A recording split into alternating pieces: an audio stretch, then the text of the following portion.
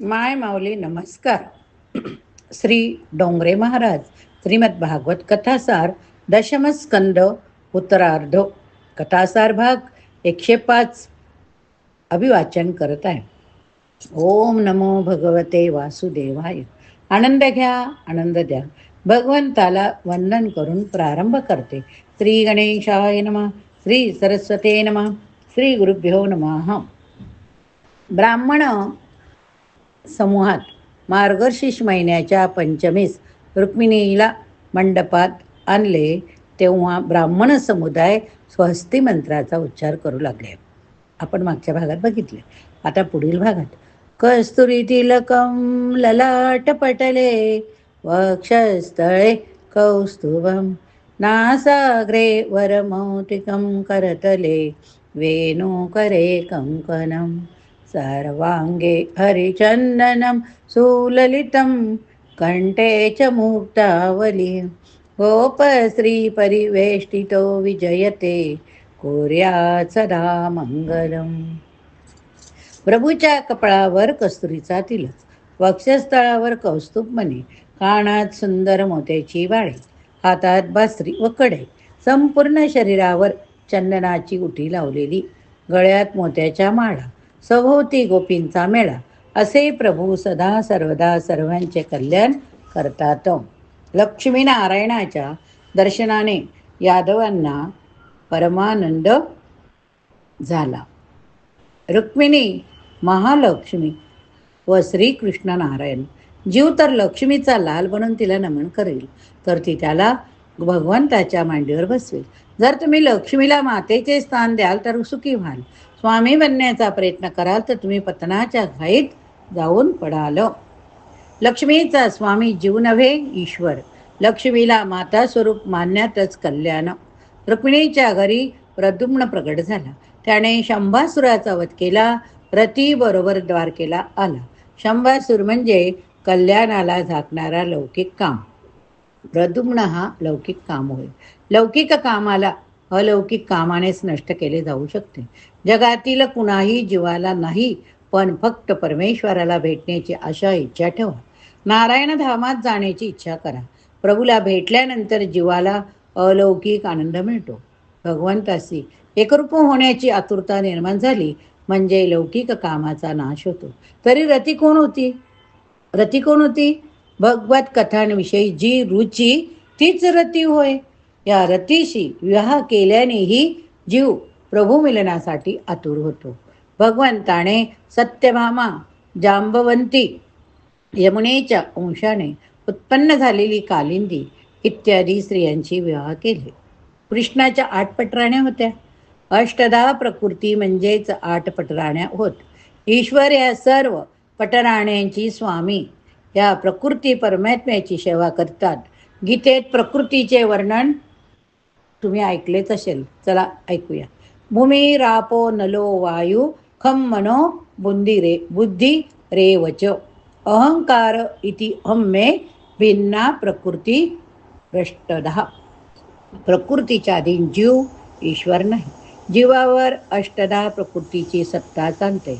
अष्टधा प्रकृतीवर ईश्वराची सत्ता चालते. प्रकृती म्हणजे स्वभावच तुमच्या अधीन करून घ्या. मनुष्य आपल्या स्वभावापुढे हरतो. आपल्या स्वभावाला, प्रकृतीला ताब्यात ठेवणारा जीव सुखी होतो, मुक्त होतो. तसे तर प्रकृती प्राण बरोबरच जातात. तरी जप, ध्यान, सेवा, स्मरण, सत्संग, सत्कर्म, कल्याण, सद्ग्रंथाचे अध्ययन केल्याने स्वभाव बदलू शकतो. सत्संगाचा अर्थ आहे कृष्ण भक्तांचा, साधू संतांचा, सद्ग्रंथांचा संग. अक्रूर वंदन भक्तीचे आचार्य होते, तरीही कुसंगतीने त्यांची बुद्धी भ्रष्ट झाली. म्हणून त्यांनी सत्राजिताची हत्या करण्यास शतधन्व्याला प्रवृत्त केले. सत्संग भक्ती दोघांनाही परस्पराची आवश्यकता आहे. सत्संग करणारा जर देवाचे भजन करणार नाही तर त्याचा सत्संग निरर्थक होईल. नर्मदा नदीतले दगड नेहमीच तिच्या उदरामध्ये स्नान करीत असतात, तरी ते दगडच राहतात. याचप्रमाणे कित्येक लोक कथा श्रवण करतात, पण ते भक्तिमय न होऊ शकल्यामुळे त्यांच्या जीवनात सुधारणा होऊ शकत नाही. म्हणूनच कुठले कथा कथन श्रवण केले तर कमीत कमी त्याच्यातला बोध घेऊन आपण आपल्या जीवनात उतरायचा प्रयत्न तर करूया. उतरेल ती गोष्ट वेगळी. प्रथम आपले मन सुधारा. काय? मन सुधारा. मग जगाला सुधारण्याचा प्रयत्न करा. जगाला आपण खूप ज्ञान देतो, पण स्वतः किती आचरणात आणतो हे सुद्धा बघणे महत्त्वाचे होईल. आपल्या चारित्र्याने आपले समाधान जरी झाले तरी समजा की तुमचा स्वभाव बदलला. आपण जे काय कथन मनन अध्यात्म जे काही आपण करतो ते स्वतःच्या परिवर्तनासाठी, स्वतःच्या समाधानासाठी, स्वतः सकारात्मक दृष्टी येण्यासाठी करतोय. आपण जे करतो ते दुसऱ्यांसाठी करत नाही, हा विचार सदोदित मनात असायला हवा. धर्माचरणाची आवड उत्पन्न झाली नाही तर समजा की तुम्ही कथा श्रवण केली नाही. कथा काय सांगते? पापकर्माचा त्याग करा, भगवंताविषयी प्रेम वाढवा, कथा ऐकून भगवंताशी विवाह करून घ्या. आपल्या म्हातारपणी उतार वयात केवळ एका देवाशीच नाते जोडलेले ठेवा. तुळशी विवाहाचे हेच ध्येय आहे, हेच रहस्य. एका अध्यायात सांगितले, कृष्णाने 16,000 स्त्रियांची विवाह केला. भौमासुराने 16,000 कन्यांना बंदी बनवून ठेवले. हा 16,000 कन्या म्हणजे काय हो? वेदांच्या ऋचा होतं. वेदांचे 3 कांड आणि लाख मंत्र आहेत. किती? 3 कांड आणि लाख मंत्र. पहिलं कांड कुठलं? कर्मकांड. त्यात किती मंत्र? 80,000. कशासाठी? ब्रह्मचार्यांसाठी. दुसरे कांड उपासना कांड, मंत्र 16,000. कशासाठी? गृहस्थांसाठी. तिसरं ज्ञानकांड, 1000 मंत्र वानप्रस्थांसाठी. वेदांचे ज्ञान विरक्तासाठी आहे, विलासी जनासाठी नाही. विलासी जन उपनिषदाचे तत्वज्ञान समजू शकत नाही. भागवत सर्वांसाठी. वेदांनी परमात्म्याच्या स्वरूपाचे वर्णन तर खूप केले, पण भागवत प्राप्ती मात्र वेदांना झाली नाही. म्हणून वेदांचे मंत्र केवळ शब्दरूप नाही, प्रत्येक मंत्र ऋषी आहे. देव वेदमंत्ररूपी देव तपश्चर्या करून थकून गेले तरी त्यांना ब्रह्मसंबंध लाभला नाही. म्हणून ते कन्याचे रूप घेऊन आले. वेदांच्या ऋचा कन्या बनून प्रभुसेवा करण्यास आले. गृहस्थाश्रम धर्माचे वर्णन वेदाच्या 16,000 ऋचांमध्ये केले गेले. म्हणून श्रीकृष्णाच्या 16,000 राण्या म्हटल्या गेल्या. 16,000 कन्यांना मुक्त केले म्हणून त्या सर्व भौमीसुराच्या बंदीशाळेत बंद होत्या. म्हणून त्यांच्याशी विवाह करण्यास जगातील कुणीही पुरुष तयार होईना. त्या सर्व श्रीकृष्णाला शरण आल्या. भगवंताने विचार केला की राम अवतारात मर्यादाचे अति कठीण पालन झाले. आता या कृष्ण अवतारात तसे करायचे नाही. म्हणून त्यांनी त्या सर्व मुलींची विवाह केला. वेदमंत्रांना भौमासुराने कारागृहात ठेवले होते. भौम म्हणजे शरीर. शारीरिक सुखात जो रमतो तो होतो भौमासुर. विलासी जीवन म्हणजे भौमासुर होय. विलासी भौमासुराने त्या राजकन्यांना बंदी बनवले होते. याचा अर्थ हाच की अनाधिकारी कामी व्यक्तीने मंत्रांचा अनर्थ केला. कामी व्यक्ती आपल्या विलासी मतांच्या पुष्टीसाठी त्यांचा विकृत अर्थ करीत असतात. अशा व्यक्ती मंत्राचा दुरुपयोग करतात. विलासी लोक म्हणतात की भगवंताने गीतेत मौज उडविण्यास सांगितले, म्हणून मग आम्ही काही मौज का करू नये? असे लोक सिद्धी भ्रवती कर्मजा अशा श्लोकाचा पुरावा देतात. या श्लोकाचा खरं अर्थ असा आहे की कर्माने सिद्धी प्राप्त होते. समर्थ रामदासाच्या शब्दात सांगायचे म्हणजे केल्याने होत आहे रे, म्हणून भोगी लोक त्याचा काही निराळाच अर्थ करतात. वास्तविक हा श्लोक अनासक्तीचा उपदेश देतो. सर्वस्य चाहम. काही लोक अर्थ करतात की सर्वांच्या हृदयात पोटात मी चहाच्या रूपाने असतो.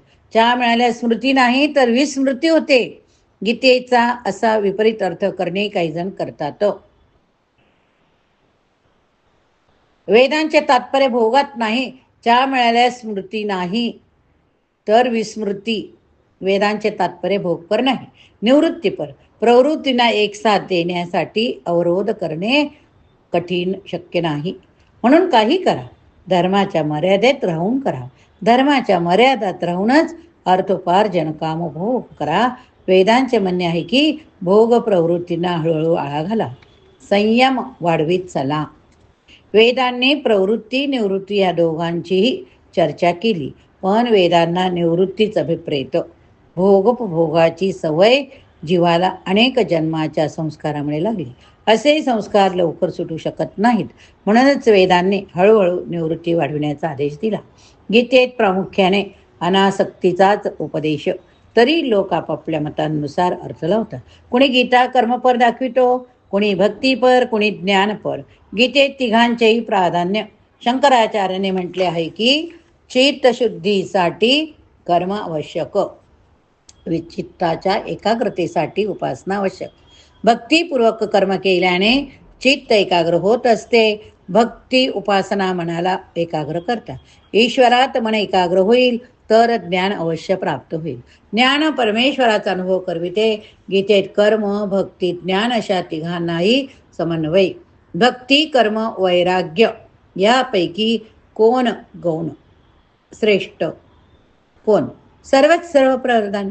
जीवनात तिघांचीही सारखीच गरज.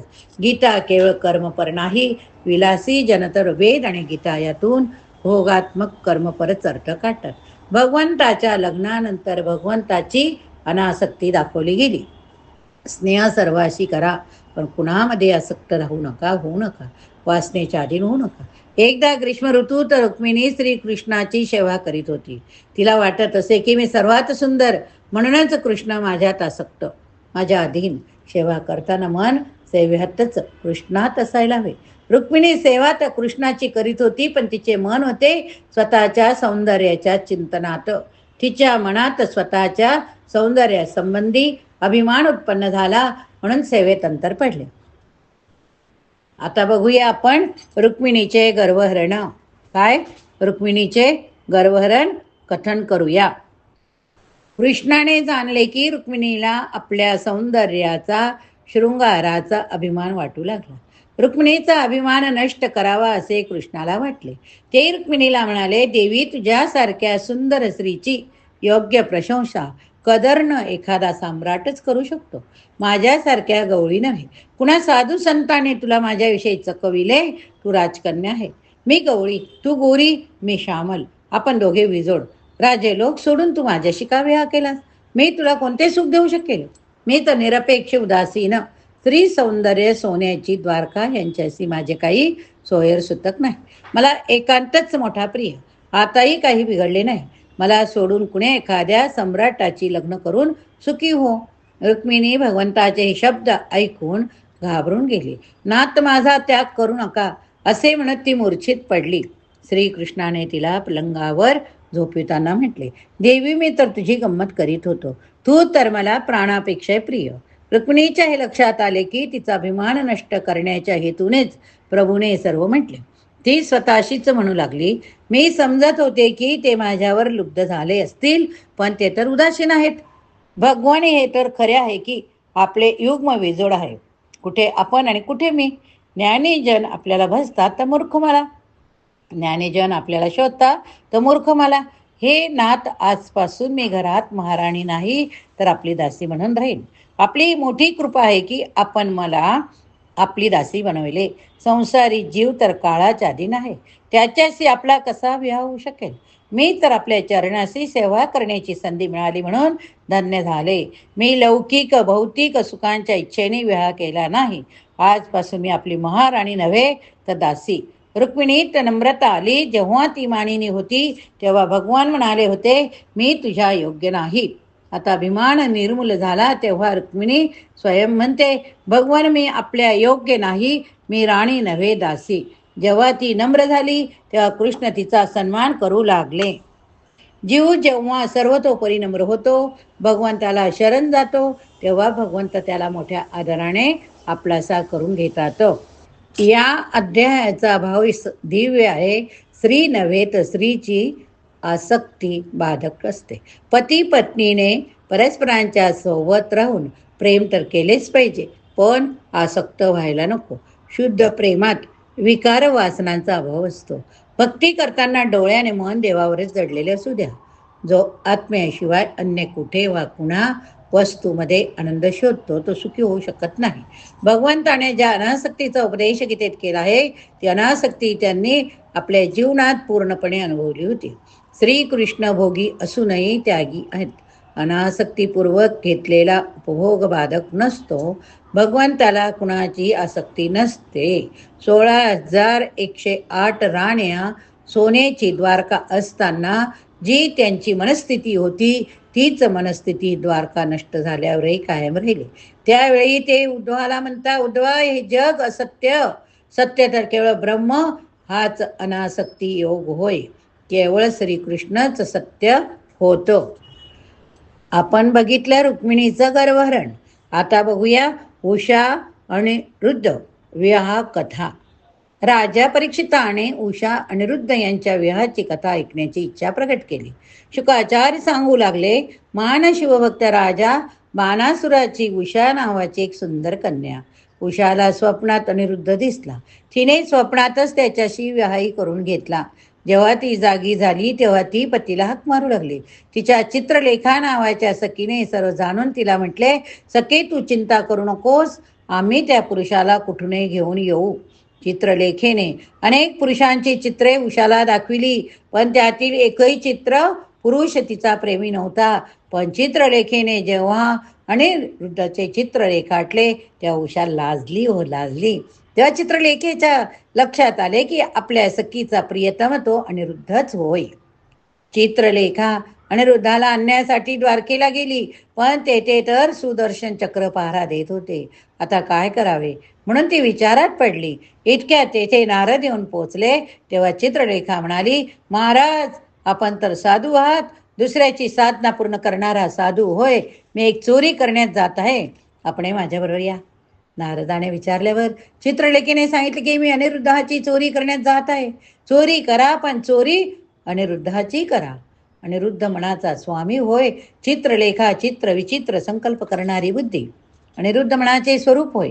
बुद्धी चित्रलेखा म्हण अनिरुद्धाला हरण करण्यात जात आहे, पण तिला यश तेव्हाच मिळते की जेव्हा नारद म्हणजे ब्रह्मचार्याची साथ मिळते तेव्हा. बुद्धी मनाच्या पलीकडे जर ब्रह्मचर्याची साथ मिळेल तर ती मनाला नियंत्रित करू शकते. जर ब्रह्मचर्य संयम यांचे पालन कराल तर मन ताब्यात येईल. नारद सुदर्शनाला म्हणाले, सुदर्शना, थोडं थांब, मला तुझ्याशी काही बोलायचं. सुदर्शन म्हणाले, मला वेळ नाही, संपूर्ण नगरात पहारा देत आहे ना. नारद म्हणाले, अरे हे तर सर्व ठीक, पण तुला सत्संगही करायचा आहे. तू कुणाची रक्षा करणार? रक्षक श्रीकृष्ण, तू अज्ञानी, सत्संगाने तुझे अज्ञान नष्ट होऊ शकते. या प्रकारे नारदाने सुदर्शनाला गोष्टीत गुंतवले. तिकडे चित्रलेखेने संधी साधून अनिरुद्धाच्या महालात प्रवेश केला. आपल्या योग बलाच्या जोरावर तिने पलंगासहित अनिरुद्धाला उचलून ती घेऊन जाऊ लागली, पण त्याच्या गळ्यातील फुलांचा हार थेट खाली सुदर्शनावरच पडला. सुदर्शनाने वर पाहिले तर त्याला आकाशातून एक विमान जाताना दिसले. त्याने नारदाला विचारले, अरे हे काय, काही चोरले तर नाही गेले? नारद म्हणाले, तुला अशी निरर्थक विचार कशी करता येतात रे? मला कथा सांगण्यास काही अडचण नाही, पण आमच्या स्वामीच्या परवानगीशिवाय सत्संग करणे ठीक नव्हे. शक्य आहे, काहीतरी चोरीला जाऊ शकते. तू जाऊन पहा, पण माझे नाव मात्र घेऊ नको. नारायण नारायण नारायण नारायण म्हणत नारद तेथून निघून गेले. सकाळी ज्यावेळी अनिरुद्धाचे डोळे उघडले त्यावेळी त्याला नवीनच महाल दिसला. इकडे द्वारकेत गडबड माजली. श्रीकृष्णाने सुदर्शनाला बोलावून त्याला खडसावले. त्यावर तो म्हणाला, मी नारदाबरोबर सत्संग करीत होतो. त्याच वेळी नेमकी अनिरुद्धाला कोणीतरी चोरले असेल. भगवान म्हणाले, तुझे काम पहारा देण्याचे होते की सत्संग करायचे? जोवर नारद रूपी ब्रह्मचार्याची साथ मिळत नाही तोवर बुद्धिरूपी चित्रलेखा अनिरुद्ध रूपी मनाचे अपहरण करू शकत नाही. चित्रलेखा अनिरुद्धाला उषाच्या महालात घेऊन आले. बाणासुराला जेव्हा हा सर्व वृत्तांत कळला तेव्हा त्याने अनिरुद्धालाही बंदीशाळेत बंद केले. ही वार्ता जेव्हा कृष्णाला कळली तेव्हा कृष्ण सेना घेऊन शोणितपुराला आला. बाणासूर शंकरालाचा भक्त होता, म्हणून कृष्णाने त्याला न मारता त्याच्या 1000 हात तोडून टाकले, फक्त 4 हात ठेवले. उषा अनिरुद्धाचा विवाह संपन्न झाला. सकाम कर्म पापाचा नाश करू शकत नाही. केवळ प्रभूसाठीच केलेले सत्कर्म पापाचा नाश करू शकते. दृग राजाने सत्कर्म केले होते, पण ते सकाम होते, म्हणून त्याच्या पापाचा नाश होऊ शकला नाही. ब्राह्मणाला दान मिळालेली गाय त्याने पुन्हा दान दिली, म्हणून त्याला काचिंडा अवतार घ्यावा लागला. प्रभूने त्याचा उद्धार केला. दान दिलेली वस्तू परत घेतली जात नसते. देवाच्या धनाचा उपयोग आपल्या विलासाकरता करू नये. आनंद रामायणात एक प्रसंग आहे. रामाने ऐकले की एक कुत्रा रडत आहे. काय ऐकलं? एक कुत्रा रडत आहे. रामाने लक्ष्मणाला त्याच्या रडण्याचे कारण जाणून घेण्यास सांगितले. लक्ष्मणाने कुत्र्याला बोलावून रडण्याचे कारण विचारले. तर कुत्रा काय म्हटला? मला एका सैन्याशाने दगड मारला. त्या सैन्याशाला बोलावून दगड मारण्याचे कारण विचारले. सैन्याशी म्हणाला, मी भिक्षा घेऊन जात होतो. हा कुत्रा माझ्या मागे लागला. मला वाटलं की तुम्हाला स्पर्श करीत व माझे अन्न दूषित करील, म्हणून मी त्याने पळून जावे ह्यातून मी त्याला दगड मारला. श्री रामचंद्र म्हणाले, सैन्यास घेण्याची तू घाई केलीस. कुत्रा तर पशु आहे, तू मनाने सैन्याशी झाला नाहीस. हा कुत्रा जी शिक्षा देईल ती तुला भोगावी लागेल. कुत्र्याला शिक्षा द्यायला सांगितले. त्या कुत्रा काय म्हणाला? प्रभो, या सैन्याशाला लाखाचे उत्पन्न असणाऱ्या एका मंदिराचा महंत करा. अरे बापरे, सर्वांना वाटले कुत्रा शिक्षा देत आहे की पुरस्कार. कुत्र्याने खुलासा केला, गेल्या जन्मी मी एका मोठ्या मंदिराचा महंत होतो. देवाच्या पैशांचा उपभोग मी माझ्या सुख उपभोगासाठी केला, म्हणून मला या जन्मी कुत्रा व्हावे लागले आणि दगडाचा मार खावा लागला. देव, धन, मनीषी, ब्राह्मणाचे, संतांचे धन हडप करण्याचा प्रयत्न कधीही करू नका. खरा व पवित्र ब्राह्मण प्रभूला प्रिय असतो, त्याचा अपमान करू नये. आजकाल तर यदुवंशातले लोकही संतांचा अपमान करतात. दुर्योधनाची कन्या लक्ष्मणा हिच्या सांबकाशी झालेला विवाह नारदाचा परिहासचा प्रसंगही शुकाचार्यांनी परीक्षिती राजाला सांगितला. या ठिकाणी हा भाग संपवूया. पुढील भागात आपण नारदाची फजिती, भगवंताची दिनचर्या, पांडवांचा रासयज्ञ समजून घेऊया. ओम नमो भगवते वासुदेवाय. मंदारमूले वदनाभिरामं बिंबाधरे पुरितवेणुनादं गोपी जनमध्य संस्थं गोविंद दामोदर माधवेते.